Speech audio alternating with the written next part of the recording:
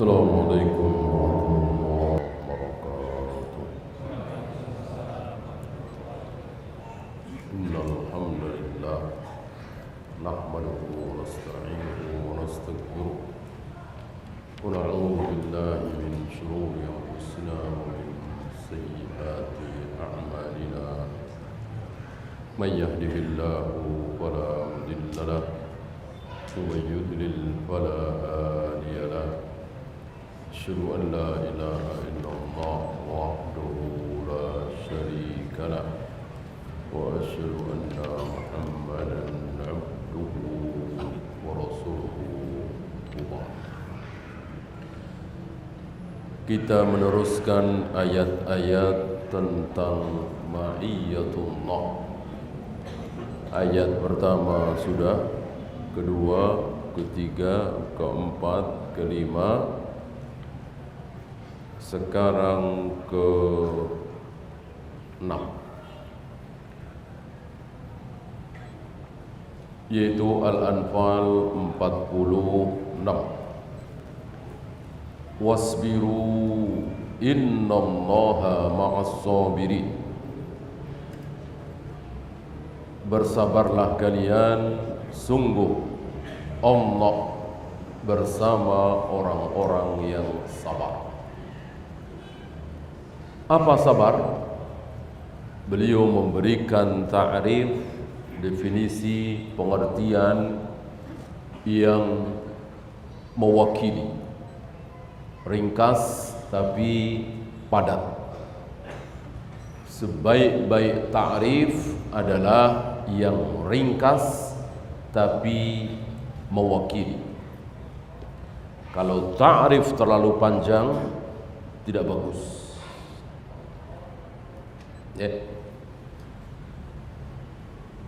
Apa itu sabar? Kata beliau, habsun nafsi ala ta'atillah. Menjaga diri terus taat kepada Allah. Inilah sabar. Apapun yang kita lakukan, mau marah, mau diem, mau mukul, mau nendang, mau membunuh, mau gebrak meja, kalau itu kita lakukan dalam rangka mencari ridha Allah, taat kepada Allah, maka itulah sabar. Walaupun melotot, walaupun teriak, walaupun memukul, walaupun menendang, walaupun bahkan membunuh, dikatakan sabar kalau dalam rangka taat kepada Allah. Memukul anak umur 11 tahun, 12 tahun karena tidak mau sholat. Ayahnya yang memukul itu berarti sabar apa tidak? Berarti sabar apa tidak? Sabar. Kalau ayahnya diam saja, tidak mau memukul, justru dia tidak sabar. Karena ketika seorang ayah memukul anaknya di atas umur 10 tahun yang tidak mau sholat, berarti dia sedang apa? Sedang taat kepada Allah. Wadribuhunna inda ashrin, kata Nabi. Pukullah anakmu yang sudah 10 tahun tapi tidak mau sholat.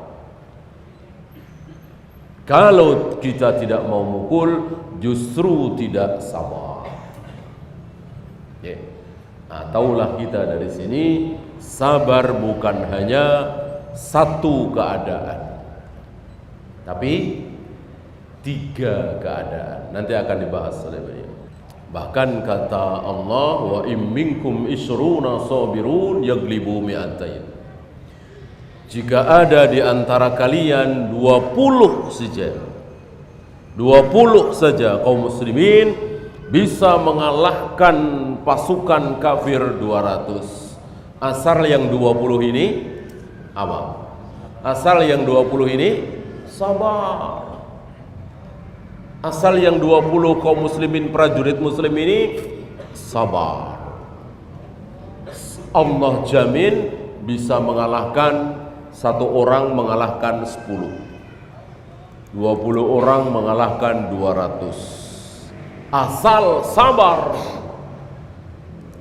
Berarti kita tahu dari sini bahwa sabar itu aktif, menyerang, membunuh, menerjang, bikin tipu daya. Karena al-harbu khid'ah, perang itu penuh dengan tipu daya.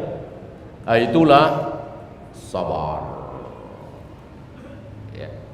Nanti beda lagi ketika kita berhadapan dengan orang tua kita, ibu kita yang sedang marah-marah. Beda lagi. Ya. Nanti beda lagi ketika kita ditimpa musibah. Beda-beda.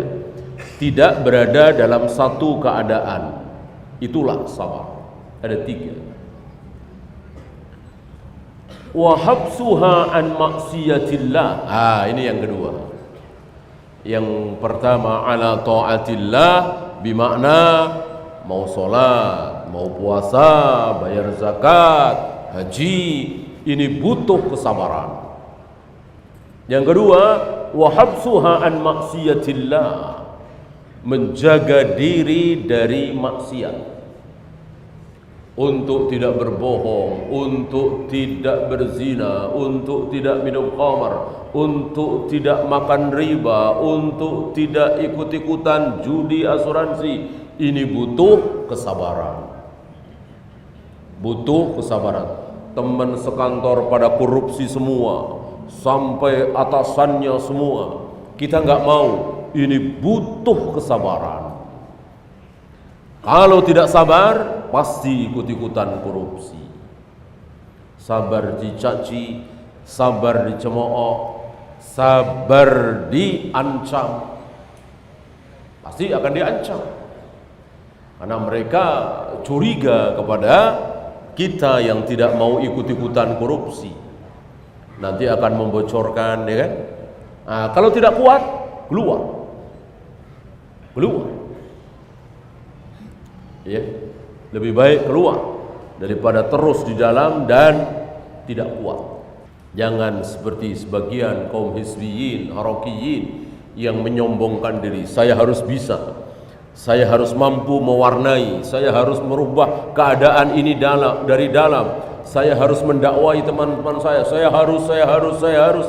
Itu ketika mereka awal kali masuk ke kantor itu, ke perusahaan itu, ke instansi itu, ke partai itu. Akhirnya terjadilah apa yang terjadi. Bergelimpangan, gagal. Maka kalau merasa tidak sanggup, keluar, jangan masuk. Karena mereka, ketaatan mereka, agama mereka bukan urusan kita. Bukan urusan kita. Urusan kita adalah agama kita, agama anak istri kita, itu urusan kita. Teman-teman kita sekantor, tetangga, bahkan saudara-saudara, bukan urusan kita. Urusan kita adalah anak istri kita. Qu anfusakum wa ahlikum nar. Ingat-ingat itu. Yang ketiga, wa habsuha an istasaqquti ala aqdarillah, sabar terhadap takdir Allah yang buruk tentunya. Yang baik biasanya kita sabar. Gak ada hujan, gak ada angin, dapat hadiah. Tentu ya bukan sabar lagi, tapi malah bersyukur. Tanpa usaha mati-matian, biasa-biasa saja, dapat untung ratusan juta. Ya. Tentu hal seperti ini tidak membutuhkan kesabaran. Maksudnya takdir yang buruk. Karena takdir ada dua. khairuha wa syarruha. Ada yang baik, ada yang buruk. Tiba-tiba dapat anak, sudah menunggu-nunggu selama 7 tahun, takdir yang baik. Tiba-tiba anak kita meninggal, ini takdir yang buruk. Dan setiap hari kita dapati dua itu, takdir baik, takdir buruk, takdir baik, takdir buruk, setiap hari. Dan wajib bagi kita sabar, sepahit apapun, seburuk apapun, bahkan yang tidak diduga-duga sama sekali. Sekeluarga mati terbakar dalam satu rumah, tinggal kita saja yang masih hidup.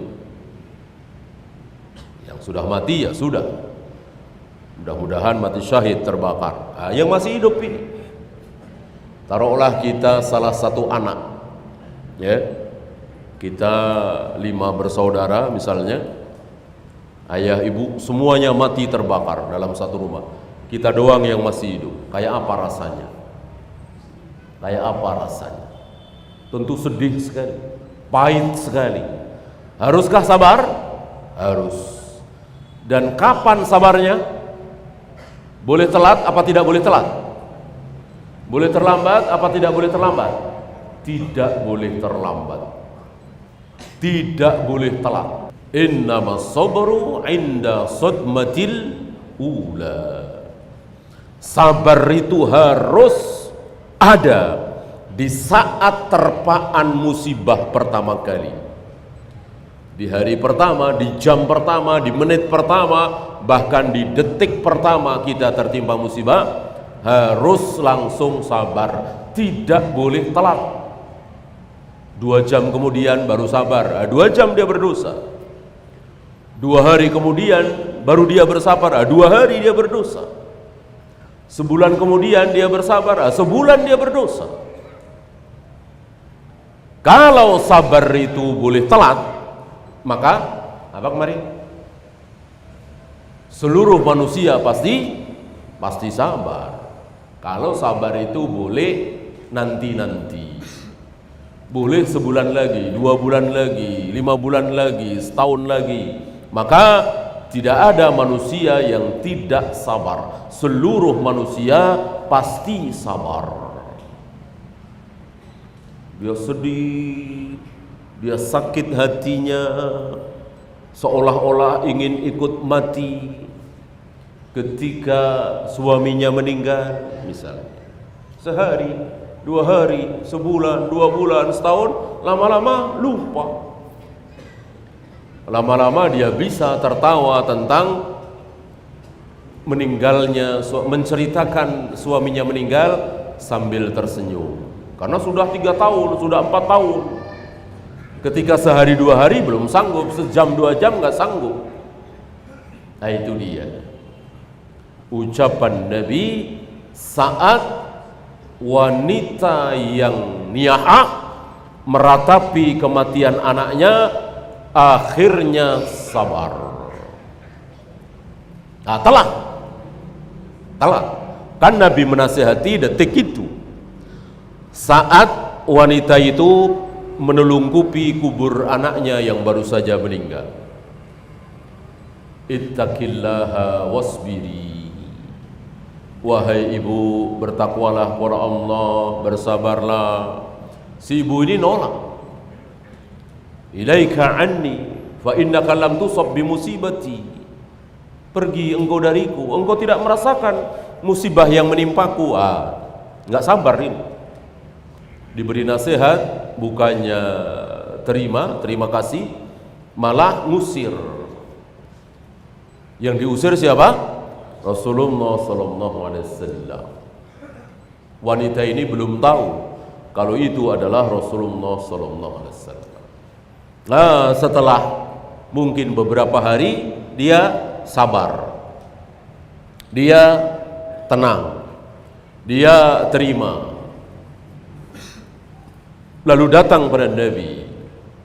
menyatakan, aku sabar ya Rasul, aku terima ya Rasul takdir ini. Nabi menjawab tadi, innama sabru inda sadmatil ula. Sabar itu harus kali pertama musibah itu menerpa, tidak boleh telat. Kalau sholat boleh telat dengan alasan tertentu, macet misalnya, hujan misalnya, atau apa, telat sejam, telat 2 jam, sah apa tidak? Sah. Bahkan dia sengaja sholat duhur jam 1, sengaja sholat asar jam 4:30, sah apa tidak? Sah. Tapi dia berdosa kalau dia mendengar adzan. Berselisih para ulama kalau tidak mendengar adzan. Kalau mendengar adzan tentu dia berdosa karena tidak mendatangi jamaah. Kalau tidak mendengar adzan, jauh dari masjid, apakah dia wajib menyegerakan? Ini berselisih para ulama. Intinya, ketika dia sholat duhur jam 2 sah, sholat asar jam 5 sah, sholat isya jam 9 sah. Telat kan? Telat, terlambat. Kalau sabar, tidak boleh, apapun alasannya. Kalau sholat bisa ada alasan, sabar tidak ada alasan. Ketika tidak sabar pasti dosa, tidak ada alasan. Apa? Mau alasan apa? Habis gimana? Saya terpukul sekali, anak satu-satunya, mosok mati? Gak bisa seperti itu. Habis gimana? Saya terpukul sekali, sedih sekali, mosok sekeluarga mati semua berbarengan terbakar. Gimana saya mau sabar? Gak bisa. Mau seberat apapun, mau sepahit apapun, wajib sabar dengan tidak terlambat.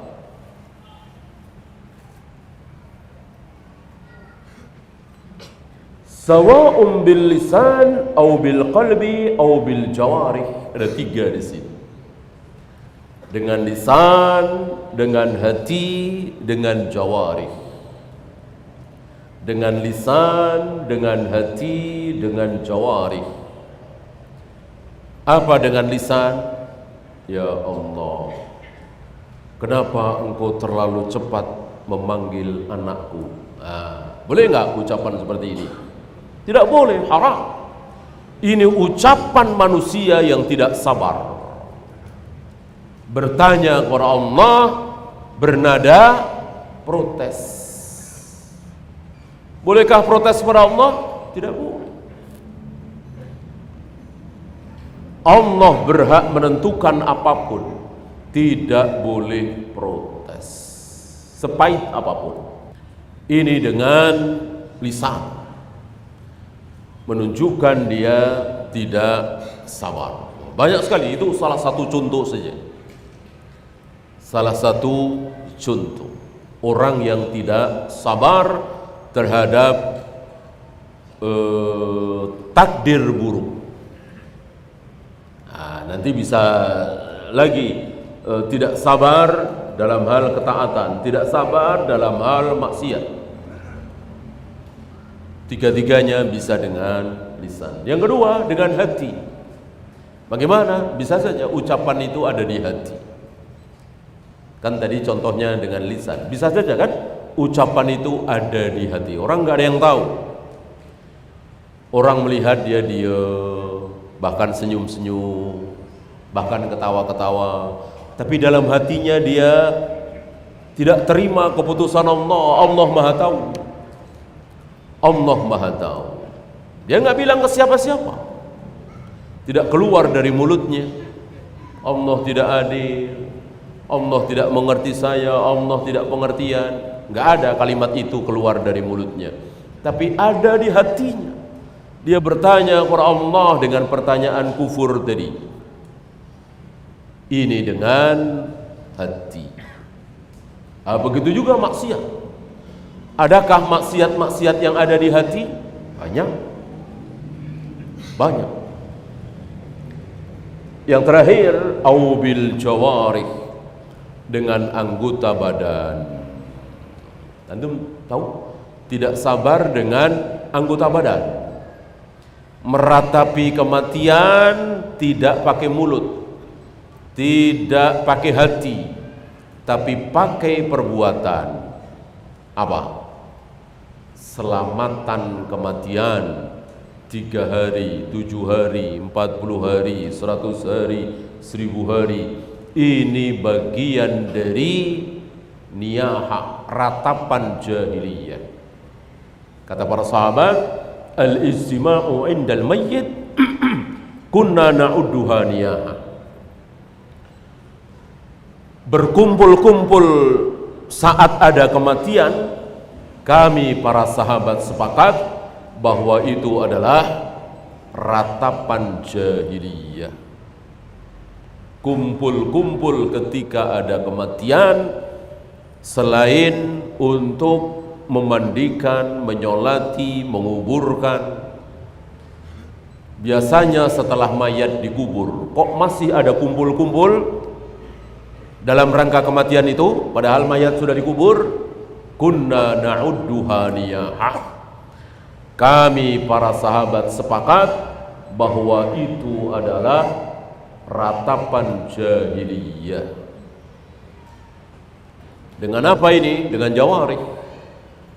Walaupun hatinya senyum-senyum, lisannya tidak mengucapkan apapun, bahkan lisannya kan berzikir.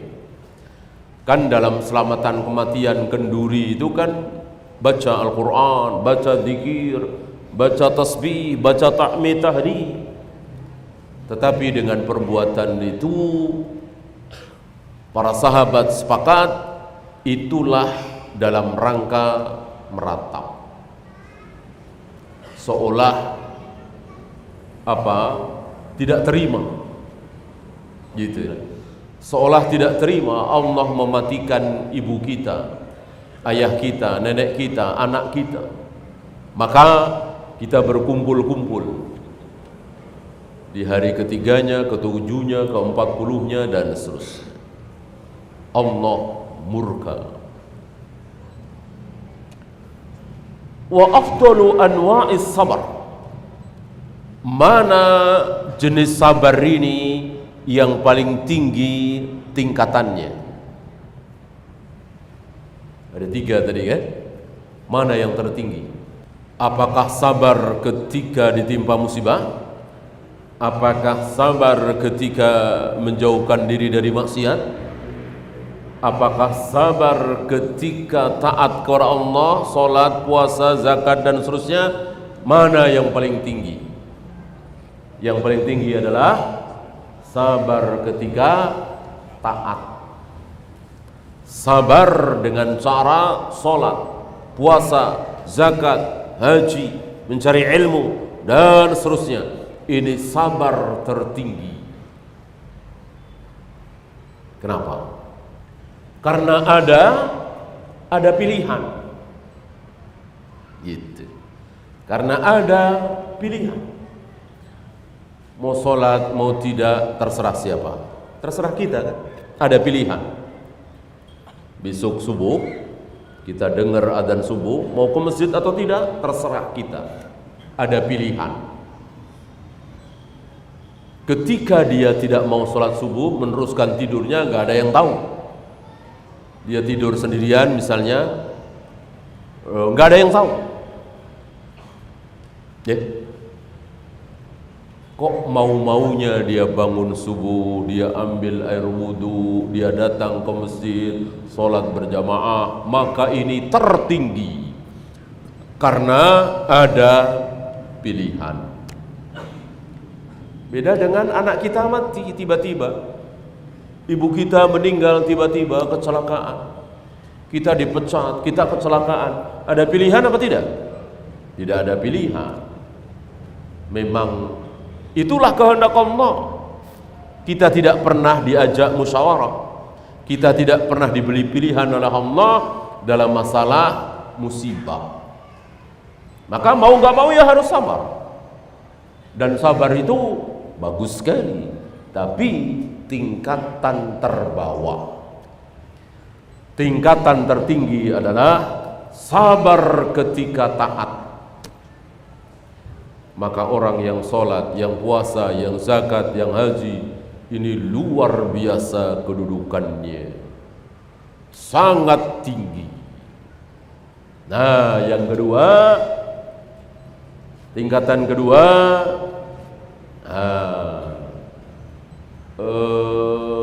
sabar dalam menjauhkan diri dari maksiat. Loh, bukankah itu pilihan juga? Betul. Untuk berzina atau tidak berzina kan terserah kita. Untuk minum khamar atau tidak minum khamar kan terserah kita. Untuk berbohong atau jujur kan terserah kita. Ada pilihan. Tapi kenapa nomor dua? Sudah sering kita bahas. Bahwa melaksanakan perintah Allah jauh lebih besar daripada meninggalkan larangan Allah. Gitu ya. Ketika ada orang yang mengajak kita korupsi, kita tolak, pahala besar. Ketika ada orang yang mengajak berjudi, untungnya besar, hampir dipastikan pasti menang, kita tolak, pahala besar. Ketika ada orang yang mengajak berzina, kita tolak, pahala besar. Tetapi ketika kita sholat, ketika kita puasa, maka itu lebih besar lagi pahalanya. Lebih besar lagi pahalanya. Atau dengan kata lain, berzina dengan tidak sholat, besar mana dosanya? Nah, tidak sholat, berzina, minum khamar, berjudi, memperkosa, membunuh, ini dosa yang luar biasa. Tapi semuanya masih di bawah apa? Tidak sholat.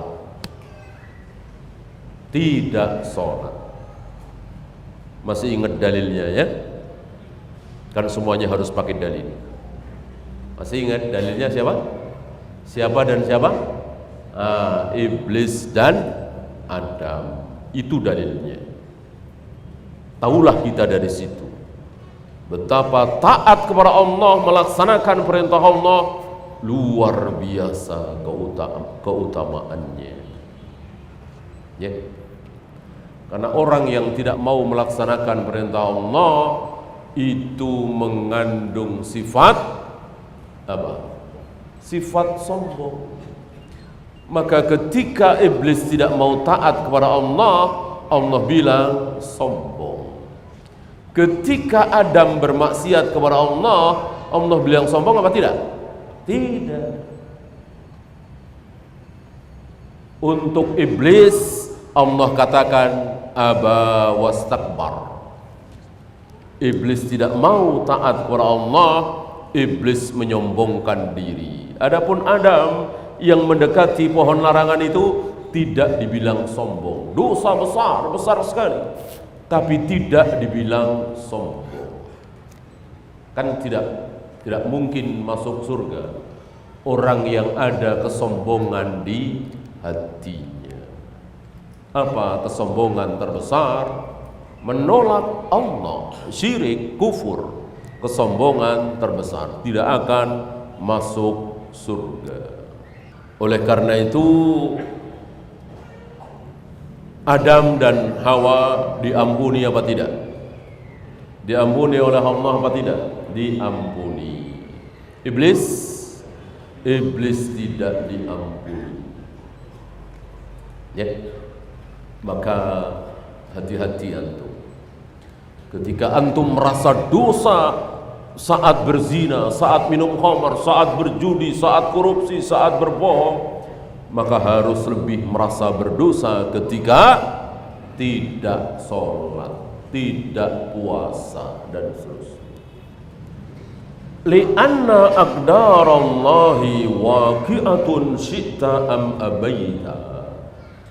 Adapun tingkat terendah yaitu sabar terhadap takdir buruk, itu sudah terjadi, tidak ada pilihan. Engkau mau atau engkau tidak mau, engkau bersabar sebagaimana orang-orang mulia itu, atau engkau menolak, ya, bergelimpangan, meronta-ronta seperti binatang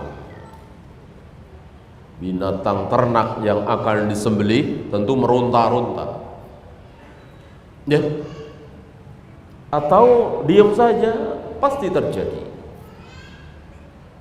Tidak ada pilihan. Itulah sabar tingkat paling rendah. Wasabru darajatun 'aliyatun la tunalu illa bi syai'in yasbiru 'alaihi. Dan sabar ini merupakan derajat tertinggi, derajat yang sangat tinggi, dan tidak mungkin kita mendapatkan derajat itu kecuali dengan sabar pula, ya. Untuk mendapatkan hal-hal yang kita maui seperti di dunia ini, hanya untuk mendapatkan nilai 8 atau 7, itu butuh kesabaran, ya, yang ngapalin, memperhatikan, dan begitu. Hanya untuk mendapatkan tiket, tiket pesawat, tiket kereta, butuh kesabaran, ngantri, nyari dari jauh-jauh hari, ya. Apa yang tidak membutuhkan kesabaran itu apa? Gitu, ya, nggak ada. Oleh karena itu Imam Ahmad terkesan dengan ucapan seorang penjahat, ya, Abul Ghaisam. Dan Abul Ghaisam ini sering disebut-sebut oleh Imam Ahmad, rahimallahu Abu Ghaisam, rahimallahu Abu Ghaisam. Semoga Allah merahmati Abu Ghaisam, semoga Allah merahmati Abu Ghaisam. Penjahat Abu Ghaisam ini mungkin pencuri atau pemabuk atau apa, di penjara. Di dalam penjara itu bertemu dengan Imam Ahmad, sama-sama di penjara. Hari itu tidak seperti hari ini, ya. Hari ini kan dipisahkan penjara penjahat dengan penjara teroris misalnya, kan dipisahkan, dengan koruptor dipisahkan. Hari itu tidak, bercampur aduk. Bertemulah Imam Ahmad yang di penjara dengan Abul Ghaisam. Apa yang diucapkan oleh Abul Ghaisam? Ya Syekh, ya Imam Ahmad, saya ini di penjara, saya dipukul, saya disiksa, dan saya sabar menerima siksaan. Padahal saya dipukul, saya dipenjara, saya disiksa gara-gara apa? Gara-gara saya bermaksiat kepada Allah, gara-gara berjudi, gara-gara minum khamr, gara-gara mencuri. Engkau disiksa gara-gara taat kepada Allah. Gimana engkau nggak sabar? Luar biasa. Barangkali Abul Ghaisam mengucapkan kalimat ini ya enteng-enteng saja, ya. Saya aja sabar karena saya menjahat, bahasa kita, ya. Syekh tentu lebih sabar lagi, tapi betul-betul menghunjam kalimat itu. Allah memberikan tambahan kekuatan kepada Imam Ahmad, tambahan kesabaran kepada beliau, lewat mulut penjahat ini.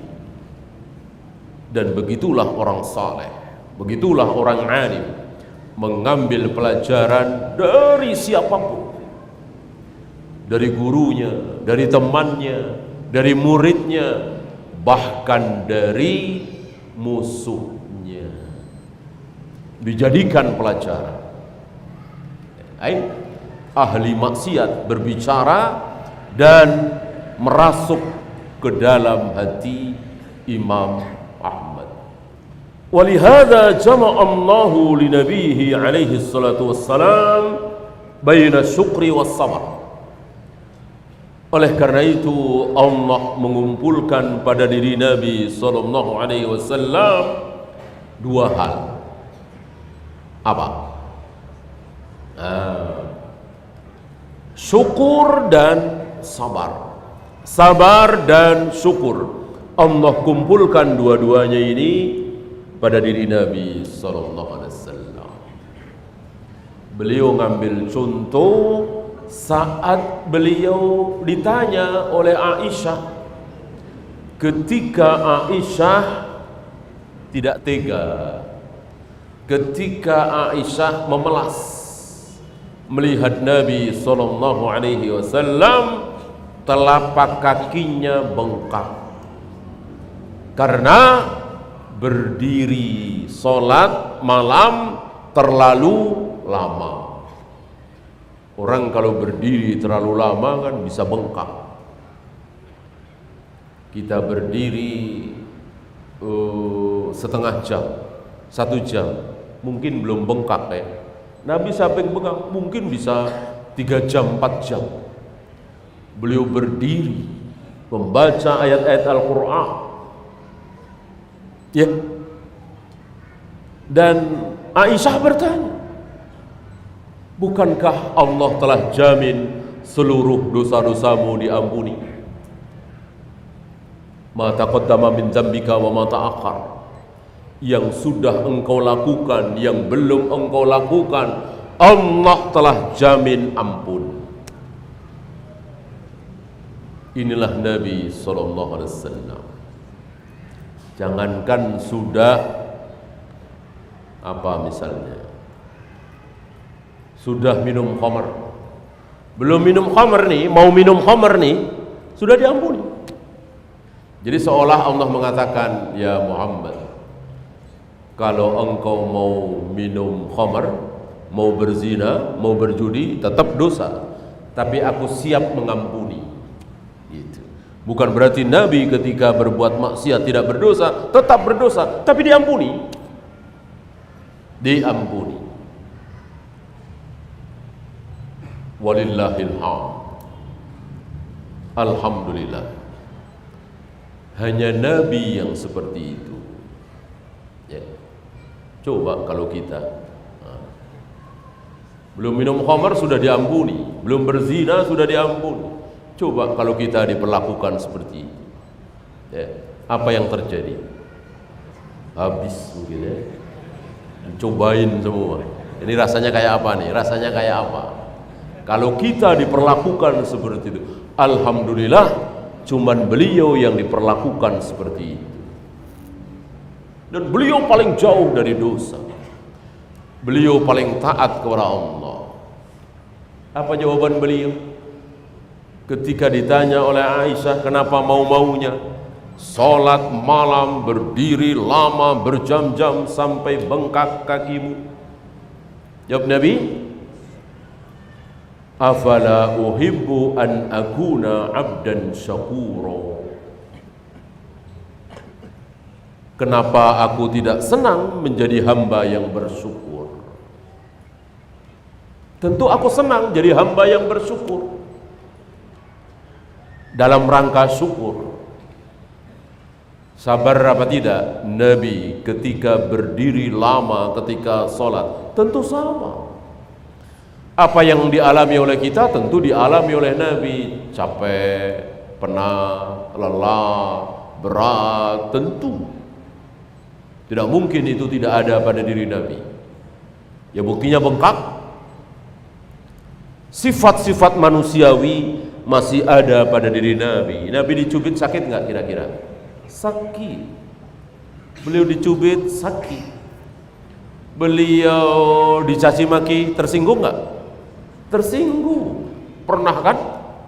Ibnu Mas'ud nyesel. Ibnu Mas'ud nyesel. Kenapa? Melihat Nabi tersinggung, mukanya memerah. Ketika dikatakan tidak adil, berarti beliau tersinggung. Apa yang ada pada diri kita ada pada diri Nabi secara manusiawi. Sama. Nah, maka tentu beliau capek, lelah, penat. Tapi beliau tahan, beliau sabarkan diri dalam rangka bersyukur. Nah, ini yang dimaksud oleh beliau. Allah mengumpulkan dua hal pada diri Nabi, syukur, sabar, sabar, syukur. Nah, adapun kita kapan bersyukur? Saat mendapat nikmat. Kapan kita bersabar?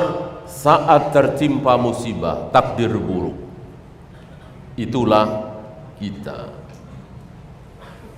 Dan itu minimal. Itu minimal. Di bawah itu sudah tidak boleh.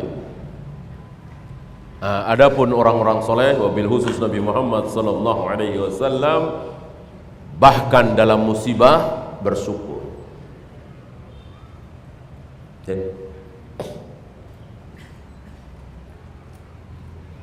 Wa sabru sabrun ala ma udhiya. Ay an-nabi sabara ala ma udhiya.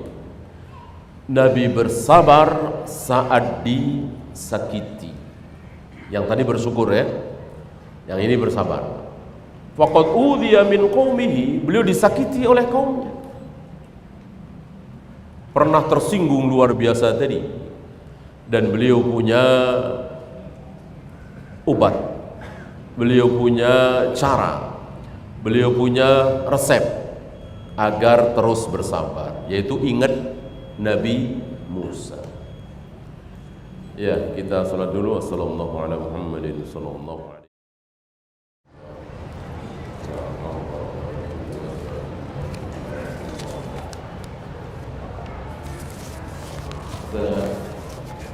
Sabar terhadap takdir buruk bukan takdir sulit untuk dilakukan.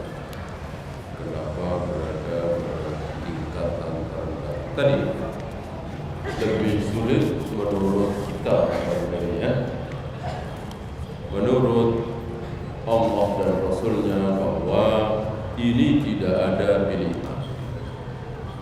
Ini tidak ada pilihan. Sedangkan mau sholat atau tidak, mau puasa atau tidak, ada pilihan. Maka lebih tingkatannya lebih tinggi, sabar dalam taat kepada Allah. Jangan pakai ra'yu dan jangan pakai perasaan. Kalau pakai perasaan, nah kita akan memiliki perasaan yang berbeda-beda, ya kan? Tidak bisa menilai sesuatu dengan perasaan. Kalau dengan perasaan, ya, sabar ketika keluarga kita mati semua kebakaran, mosok lebih rendah dibanding dengan sabar ketika menjalankan sholat. Nah, itu perasaan kita. Kita pakai dalil, bukan pakai perasaan. Teman saya anaknya meninggal, alhamdulillah tidak diadakan selamatan kematian. Tapi di masyarakat beredar bahwa banyak masyarakat yang melihat jelmaan anak tersebut. Ini bisa beberapa kemungkinan. Mungkin ada orang yang sengaja menipu kaum muslimin. Mungkin juga jin membohong-bohongi kita kaum muslimin. Yang jelas tidak mungkin anak tersebut menampakkan diri.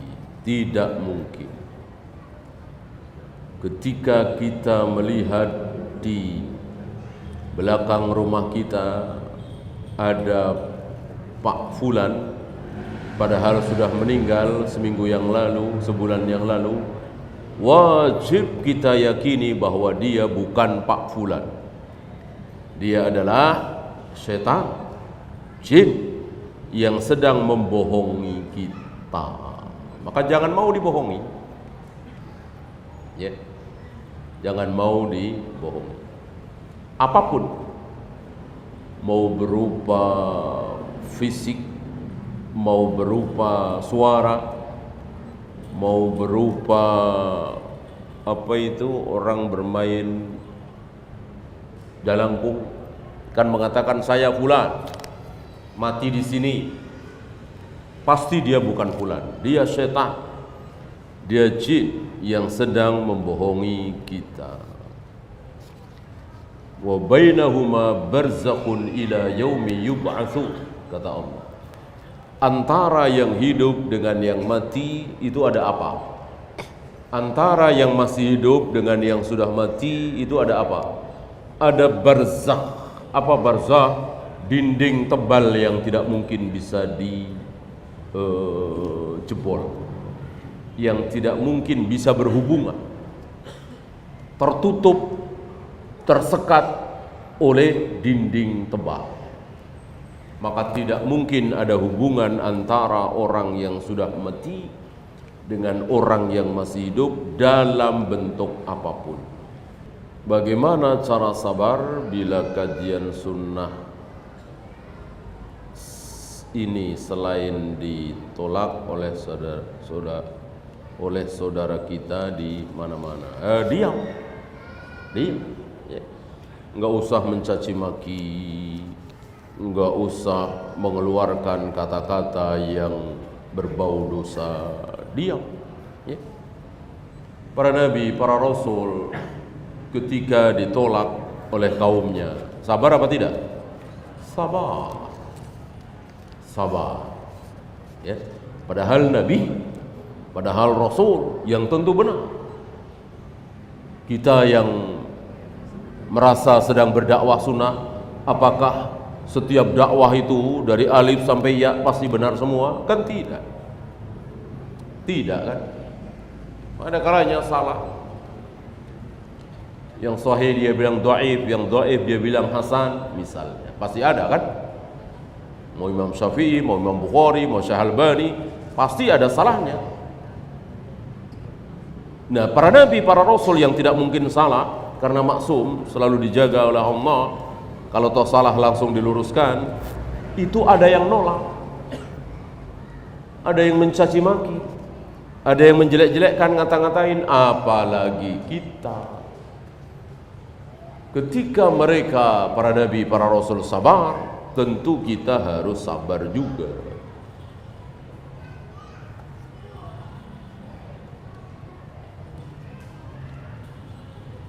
Ada riwayat Rasulullah SAW pernah menangis ketika anaknya meninggal. Apakah itu termasuk sabar? Iya. Menangis tidak menghilangkan kesabaran. Bersedih, menangis, sesenggukan, bahkan pingsan. Saking sedihnya dia pingsan. Apakah berarti dia sabar? Apakah berarti dia tidak sabar? Belum tentu. Tidak sabar kalau dia meronta-ronta, teriak histeris, cakar-cakar pipi, nyobek-nyobek baju, banting ini, banting itu, berguling-guling. Nah, ini dia. Adapun sekedar meneteskan air mata, sesenggukan, bahkan pingsan, itu kan bukan maunya dia kalau pingsan. Itu masih disebut sabar. Yeah. Kenapa disebut sabar? Karena belum haram, masih halal. Kalau sudah melakukan hal yang haram, itulah tidak sabar. Termasuk tadi mengadakan tahlilan 3 hari, 7 hari, 40 hari, ya dia nggak sabar karena itu haram. Walaupun yang diucapkan kalimat-kalimat tasbih, tahmid.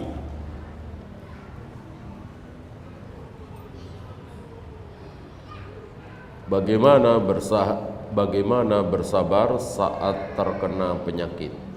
Apakah perlu berobat? Ya. Ketika kita terkena penyakit, kemudian kita berobat, apakah kita masih sabar? Masih. Kenapa? Jawabannya sama dengan yang tadi.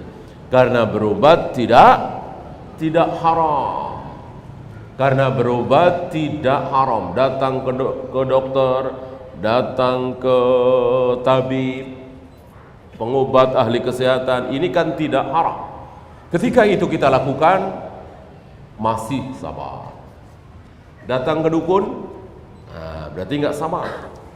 Datang ke tempat-tempat pengobatan yang haram, yang jelas pakai jin misalnya, atau sesuatu yang tidak jelas, baru dikatakan haram, tidak sabar.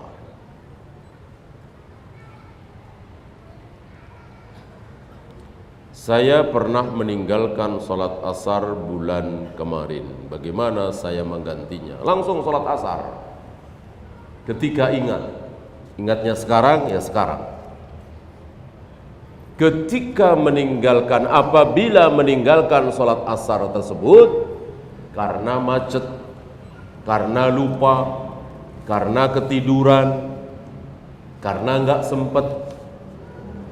Adapun meninggalkan sholat asar tersebut karena malas, memang niat meninggalkan, nekat tidak sholat, maka jangan diganti, jangan dibayar, jangan ditebus dengan sholat, dan tidak akan tertebus walaupun sholat ribuan bahkan jutaan rakaat. Tidak akan tertebus. Kalau meninggalkan sholatnya itu nekat berbuat maksiat, sebagaimana sebagian saudara kita, tidak bisa tertebus. Maka satu-satunya jalan adalah bertaubat. Kami dulu pengikut Islam Jamaah sampai sekarang masih dihinggapi syubhat, seperti kalau keluar dari jamaah hidupnya akan susah. Kalau dakwah tidak membaiat amir, maka tidak akan bisa bersatu.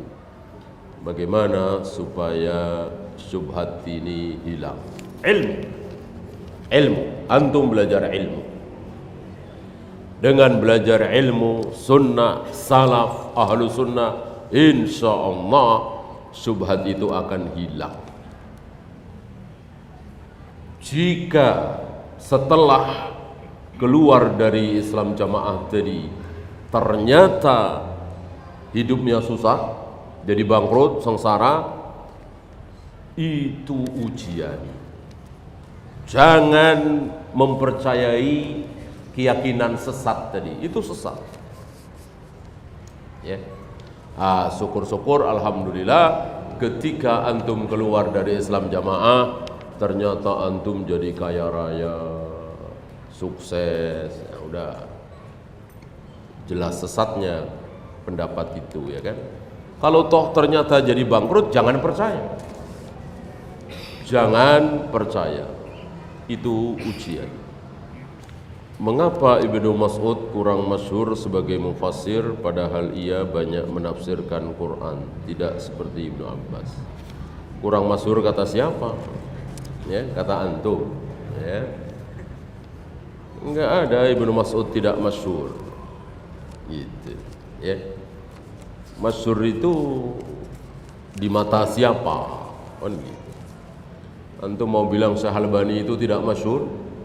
Syekh bin Bas itu tidak masyhur? Karena memang di negeri kita sedikit sekali yang mengenal Syekh Albani, Syekh bin Bas. Enggak bisa. Harus di mata para ulama, bukan di mata orang-orang awam.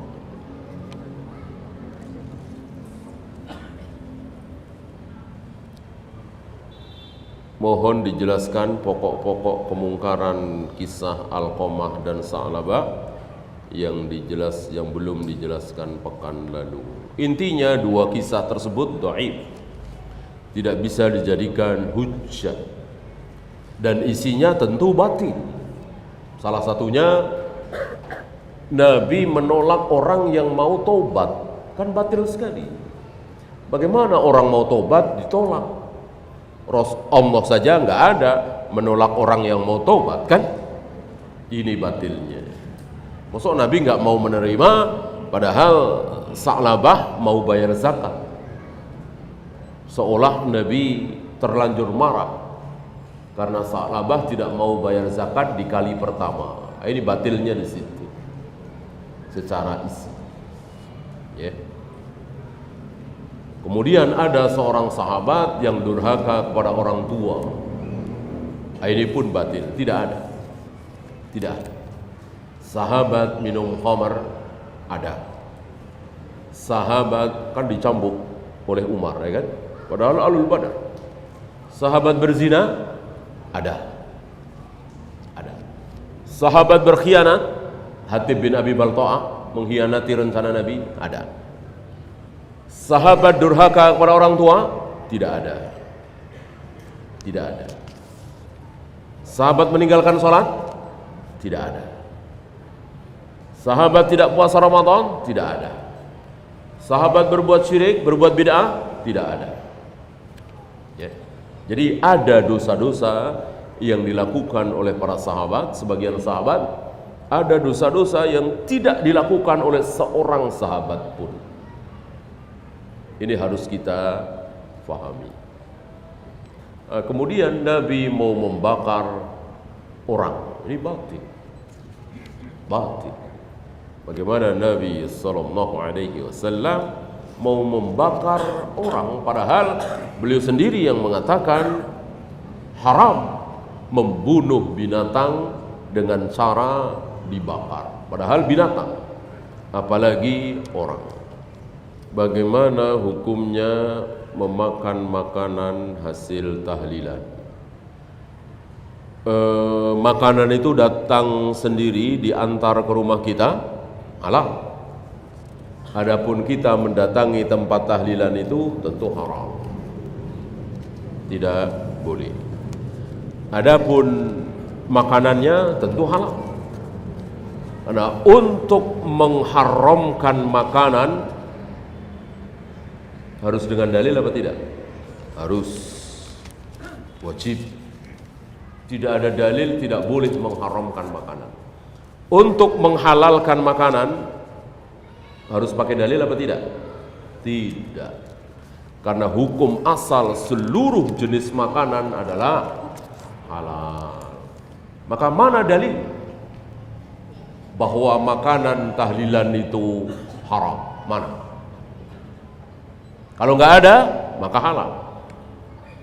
Jangan bertanya mana dalil makanan hasil tahlilan itu haram.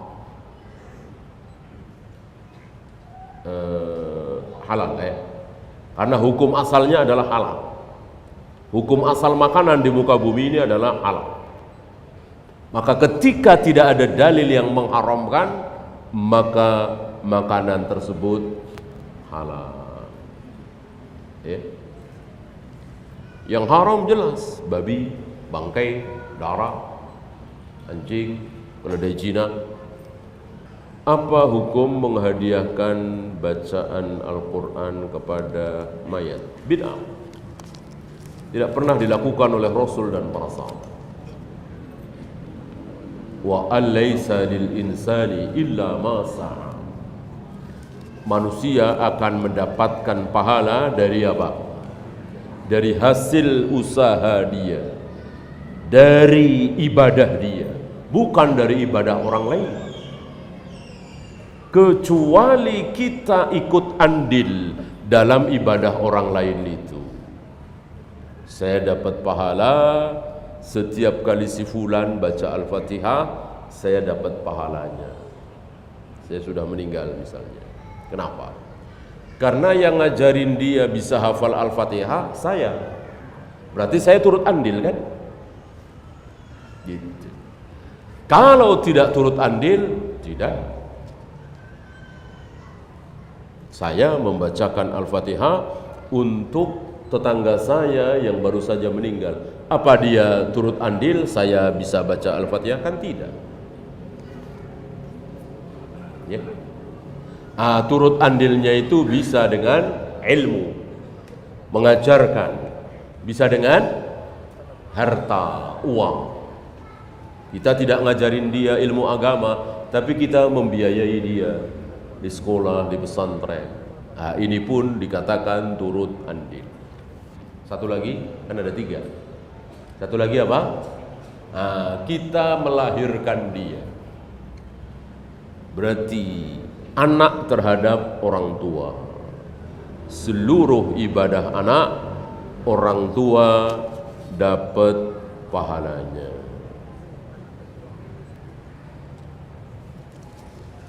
Bagaimana kalau orang yang melaksanakan selamatan 3 hari, 7 hari dan seterusnya tidak dalam rangka meratapi kematian?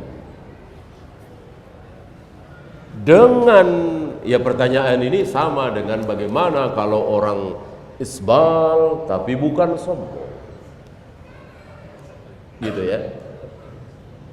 Sama pertanyaannya. Dengan isbal otomatis sombong, atau bagaimana orang mencukur jenggot tapi tidak niat ikut-ikutan Yahudi dan Nasrani, gitu ya. Begitu. Dengan mengadakan tahlilan, itulah ratapan. Saya kira umumnya kaum muslimin ketika mengadakan 3 hari, 7 hari, 40 hari, nggak ada yang berniat meratap, ya, nggak ada. Niatnya mendoakan, tapi itulah ratapan. Yang berniat ratapan nggak ada, ya. Ntar 3 hari lagi kita meratap ya. Ini kan hari ke-40, nggak ada yang begitu. Tapi itulah ratapan. Ya.